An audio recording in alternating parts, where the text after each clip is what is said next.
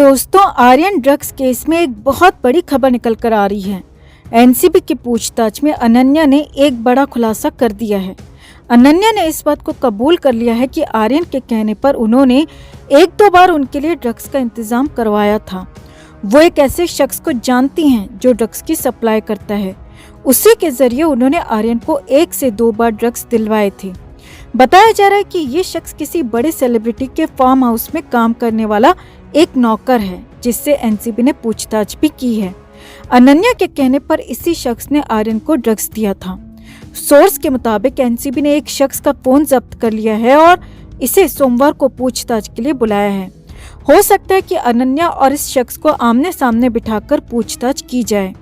हालांकि इस बीच अनन्या ये बार बार कहती रही कि वो ड्रग सप्लायर नहीं है। यहाँ तक कि उन्हें ये भी नहीं पता था कि वीड एक तरह का ड्रग है। ड्रग लेने के सवाल पर अनन्या ने कहा कि 1-2 बार पार्टी में धोखे से उन्होंने 1-2 कश लगाए थे, लेकिन अब वो इन सब से दूर हैं। अनन्या के इन जवाबों ने आर्यन खान की मुश्किलें बढ़ा दी हैं। दोस्तों, अब तक इस केस में आर्यन के खिलाफ कोई पुख्ता गवाह नहीं था, लेकिन अनन्या के ये जवाब आर्यन को फंसा सकते हैं। आपको बता दें कि आर्यन खान के साथ ड्रग चैट को लेकर अनन्या पांडे के साथ जो पूछताछ हुई है, उसमें एनसीबी के सामने कई अहम बातें निकल कर आई हैं। 2018 से लेकर 2019 के बीच अनन्या और आर्यन के बीच व्हाट्सएप चैट पर जो बातचीत हुई है, उसे लेकर अब एक बड़ा खुलासा हुआ है। एएनआई के मुताबिक अनन्या ने आर्यन को ड्रग डीलर्स का नंबर देकर 3 बार ड्रग सप्लाई करने में मदद की थी और इनमें से 1 बार ड्रग्स का इस्तेमाल किसी बड़ी पार्टी में भी किया गया था। इंडिया टुडे के मुताबिक अनन्या ने कहा कि वो नहीं जानती कि गांजा एक तरह का ड्रग है। हालांकि एनसीबी अनन्या के जवाबों से बिल्कुल भी संतुष्ट नहीं है। एनसीबी के अधिकारियों को लगता है कि अनन्या कुछ ऐसे अहम खुलासे कर सकती हैं जो इस केस में बड़ी लीड दे सकते हैं। एनसीबी ने अनन्या के 2 फोन और 1 लैपटॉप जब्त किया है। इन सभी को फॉरेंसिक जांच के लिए भेजा गया है। इनमें से जो भी डिटेल्स हैं, इन्हें रिकवर किया जाएगा। इसके आधार पर अनन्या से पूछताछ होगी। अनन्या को एनसीबी ने एक बार फिर से पूछताछ के लिए बुलाया है। ये केस जितना सीधा दिखता है दोस्तों, उतना है नहीं, क्योंकि अब तक एनसीबी ने ऑफिशियल तौर पर अनन्या को लेकर एक शब्द भी नहीं कहा है और इसीलिए लगता है कि एनसीबी के पास ऐसा कुछ जरूर है जो बड़ा धमाका कर सकता है। तो इस पूरे मामले पर आप भी अपनी राय, अपनी बात कमेंट में जरूर रखें और वीडियो को लाइक और शेयर कर अपना प्यार और सपोर्ट भी जरूर दिखाएं। तो एनसीबी दफ्तर में दूसरे दिन अनन्या पांडे से करीब 6 से 8 घंटे तक पूछताछ चली। हालांकि अभी अनन्या से ये सारे इंट्रोगेशन किसी आरोपी के तौर पर नहीं हो रहे, बल्कि ये पूछताछ उस ड्रग्स चैट के आधार पर हो रही है जो कि अनन्या पांडे ने आर्यन खान के साथ की थी।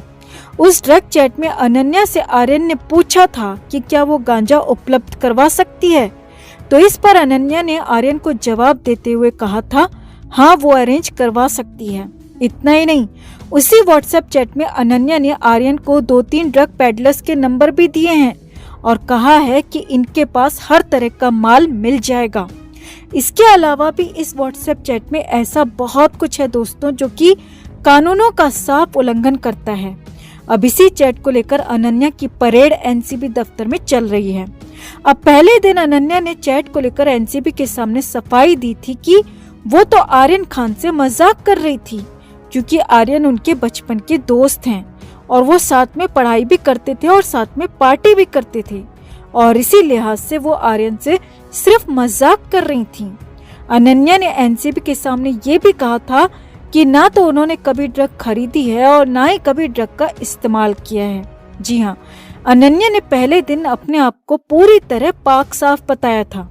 अब अनन्या को लग रहा था कि वो शायद इसे मजाक बताकर एनसीबी से छुटकारा पा लेंगी, मगर एनसीबी तो 2 कदम आगे चलती है दोस्तों।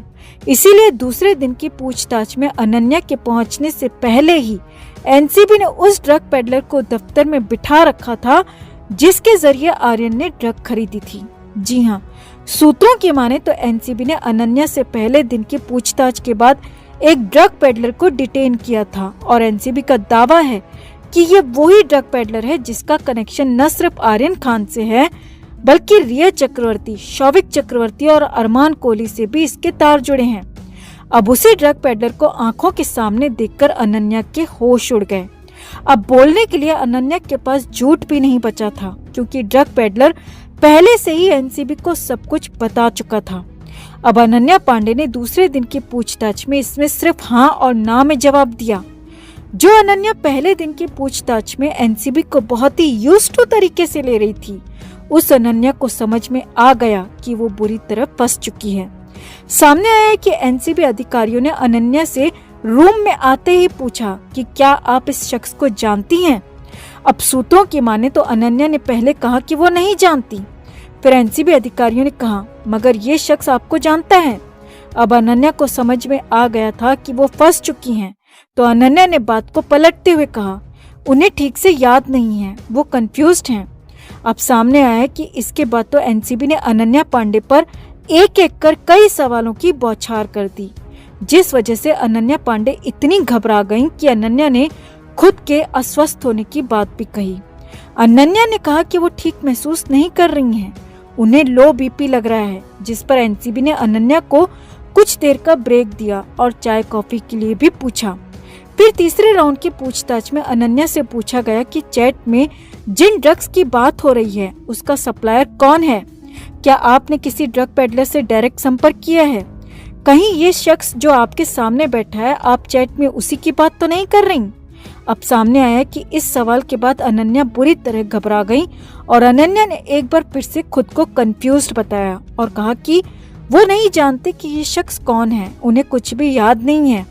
और अनन्या एक बार फिर से अपनी तबीयत सही नहीं होने की बात कहती नजर आई।